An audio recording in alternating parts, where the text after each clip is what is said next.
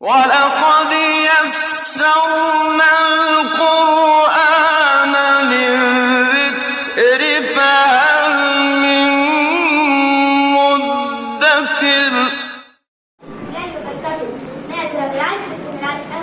Readiness public school دھرمپور سمستی پور کے درجہ چہروں کی طالبہ.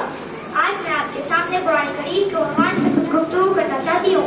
سامعین اور ناظرین، اللہ تعالیٰ کا ارشاد ہے: اعوذ باللہ من الشیطان الرجیم، بسم اللہ الرحمن الرحیم، یا ایھا الناس قد جاءتکم موعظۃ من ربکم. یہ سورہ یونس کی آیت نمبر 57 ہے. اس کے معنی ہے: لوگوں، تمہارے پاس تمہارے رب کی طرف سے نصیحت آ گئی ہے. مطلب قرآن کی ہر آیت انسان کے لیے نصیحت ہے، اور ایک ایک آیت پوری زندگی کو تبدیل کرنے کی طاقت رکھتی ہے.